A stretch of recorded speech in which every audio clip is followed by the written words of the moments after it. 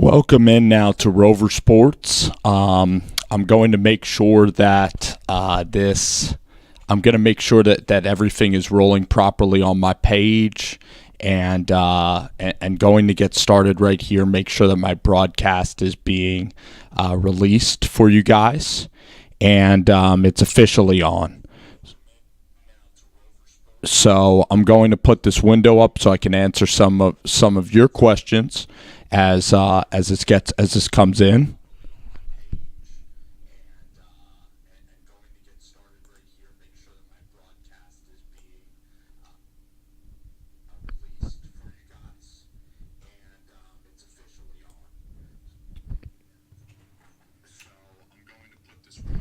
Okay, guys. So what is going on? I'm now officially back, and now it's time to start this video.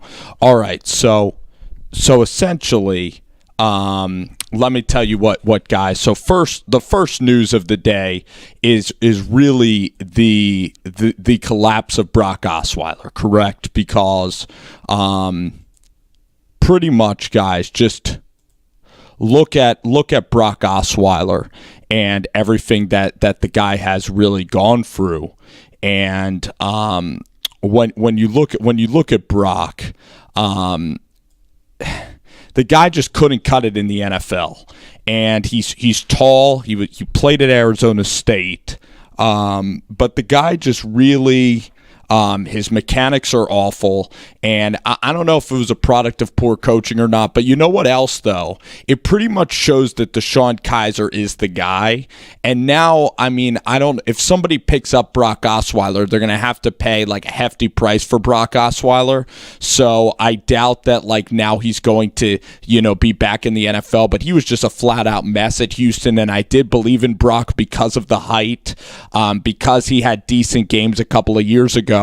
But the guy's mechanics, he throws from a low platform. He can't really control everything all that well. So that's kind of BrockOsweiler, and here you're seeing some of his struggles. So not an unbelievable surprise here on Brock getting released by the Cleveland Browns. And actually watching DeShone Kizer, I think Kizer's going to be great. And I'm not this whole truther on it's not a good idea to throw the rookies to the fire.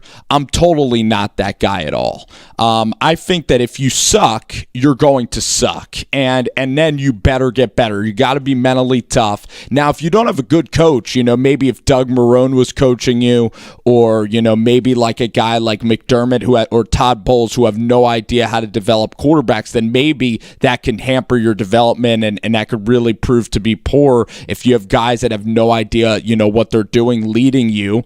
But you look at throwing a quarterback into the fire, and I think that throwing a quarterback into the fire too early isn't a problem because you're going to learn. So BrockOsweiler wasn't horrific in the preseason. He didn't get a lot of opportunities. I do feel bad for the guy. I don't like to see guys lose their jobs, especially a guy like Brock, who's such a high character guy.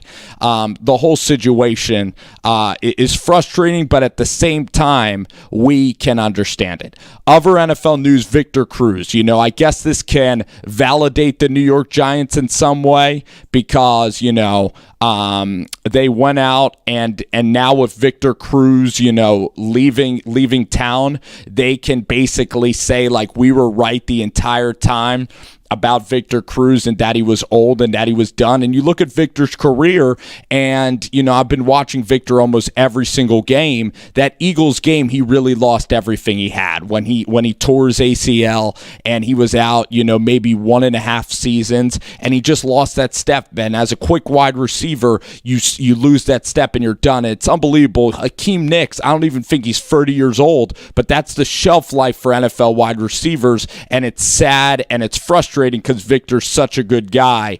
But really looking at Victor Cruz, Tanner Gentry is really a sleeping giant there. Kendall Wright's been playing really well. The Bears made the right decision by cutting Victor Cruz. The only reason to keep Cruz around was for locker room support. He's not going to help them out. He was dropping balls in the preseason. So he's kind of like that veteran that everybody kind of gets hype over social media. But if you watch the intricacies of the game, you could see that Cruz wasn't wasn't exactly the guy. Then I see my guy Jet Central just join this podcast, and Sheldon Richardson is now heading to Seattle. I really like that move for the Jets. You know why? Because they're building for the future. They stacking picks. The Bills and the Jets on the same game plan of sucking. I happen to absolutely love the move. They get Jermaine Kearse back, who had a good Super Bowl, who's underutilized as hell. He made very tough catches a lot, and I like the move getting a receiver. He can at least be a slot guy, a number 2 receiver. Great move by the Jets. Sheldon Richardson isn't going to be there long term. The Seahawks are in win now time with Sherman and Cam getting old, and Earl Thomas, KJ Wright. They're ready to freaking win now. So overall, a good trade, like the trades, and NFL trades are great. Now let's get to last night. You guys are really going to enjoy this shit right here because I'm going to hide my fat face and I'm going to talk to you guys about this game yesterday, which was Ohio State and Indiana. And a lot of you guys watch this because, like me, you freaking love football, right? You can't escape damn football. And, watching this game play out yesterday, guys, this reminded me of March Madness so much because I kind of got suckered in. I'm thinking, could this be a Virginia Tech happening all over again, right? That's what I was believing. Like, this shit is going to be Virginia Tech twice in a row, and, they're sleepwalking through this freaking game and whatnot. And listen, Indiana had its moments with Richard Lego and Simi Cobbs. Simi Cobbs made some back shoulder plays, but the bottom line, Ohio State, when they wanted to turn on the Jets, boy, did they turn on those mother freaking Jets.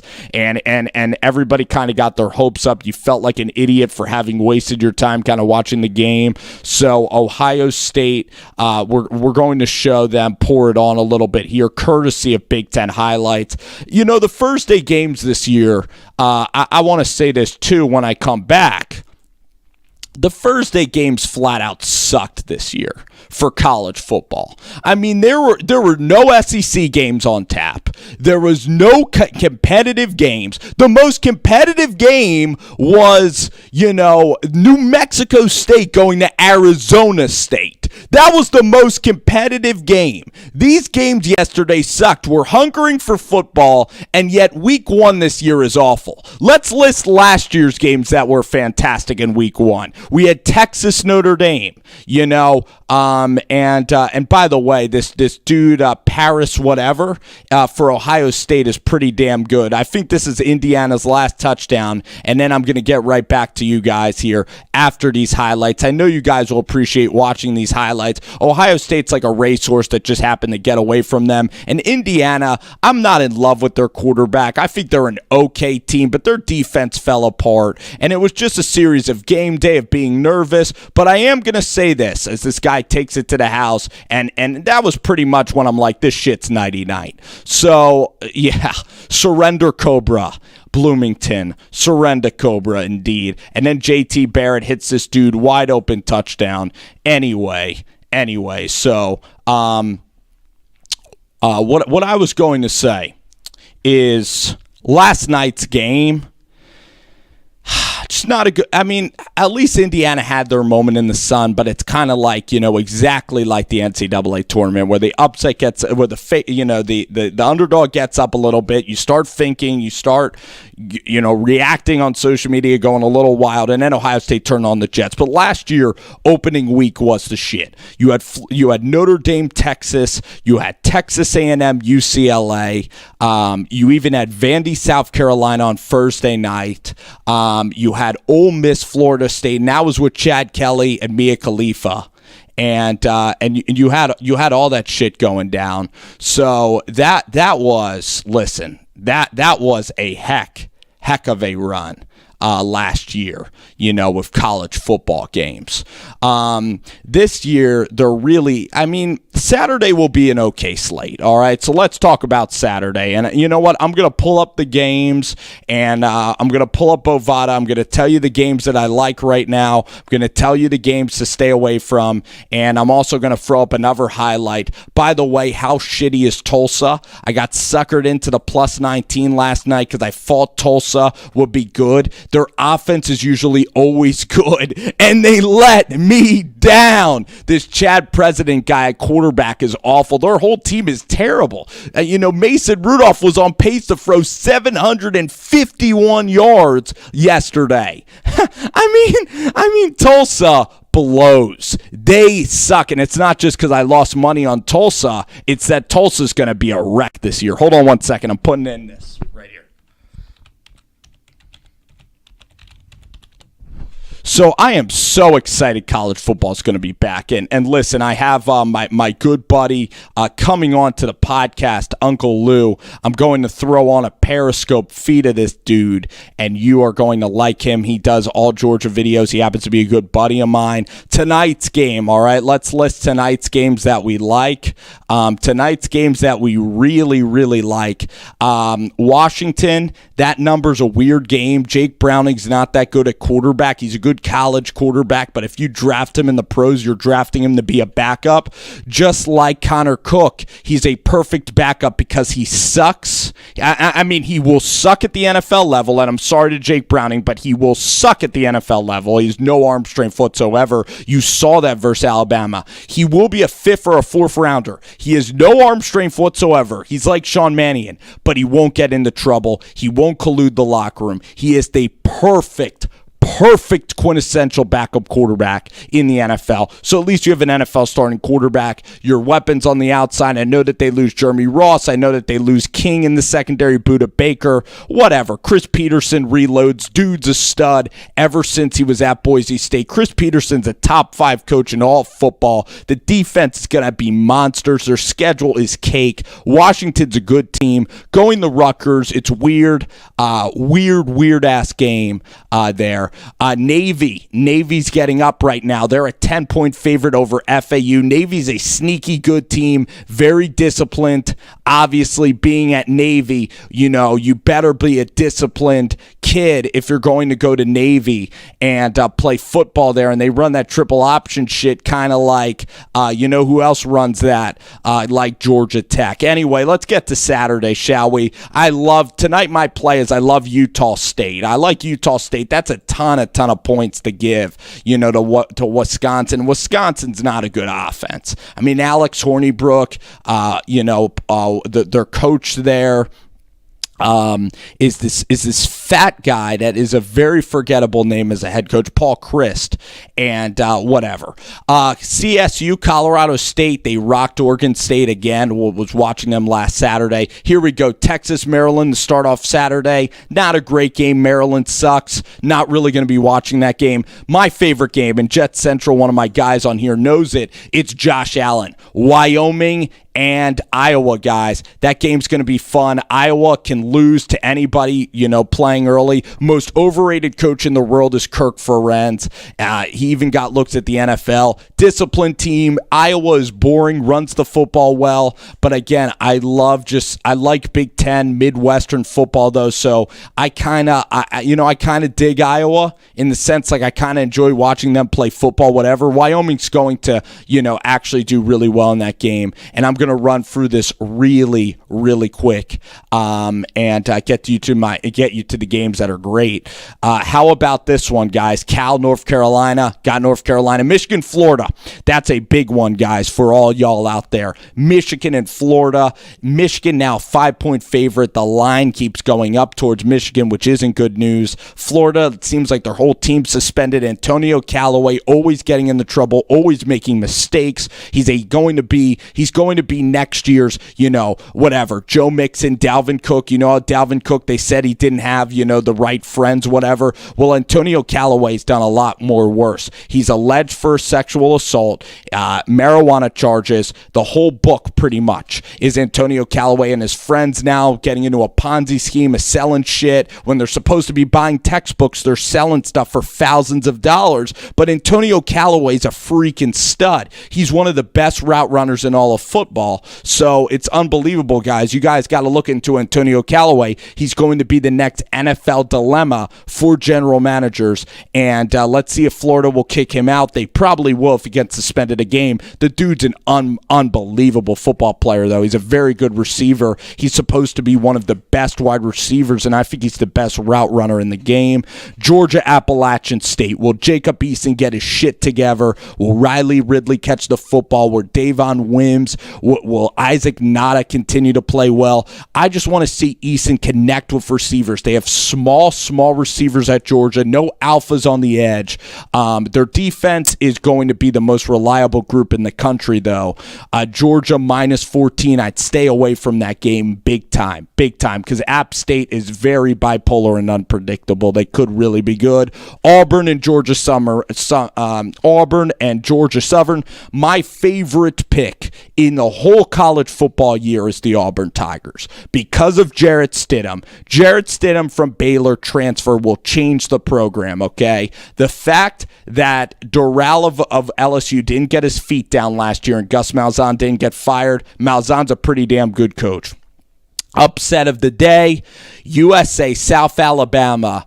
They beat Mississippi State last year. Mississippi is a program in complete turmoil. They now have a new coach there. Coach Matt Luke is now coaching them. Now that Hugh Freeze is gone, there's players getting suspended for shop cart, for going in supermarkets like Octavius Cooley. Their starting tight end is out. They have cornerbacks out. They are a mental mess. 24 points to South Alabama. Lay the points and rock out, okay? And then Sunday's games are great. I like UCLA and I like Virginia Tech. Any more questions, guys? By the way, last week of the preseason, Davis freaking Webb had a drive last night. I don't know if y'all saw it. He went back and he freaking laid it on the New England Patriots last night. Davis mother effing Webb played great down the stretch. Trubisky didn't really play. It was mostly Connor Shaw, and Hackenberg played a bit. So listen, guys,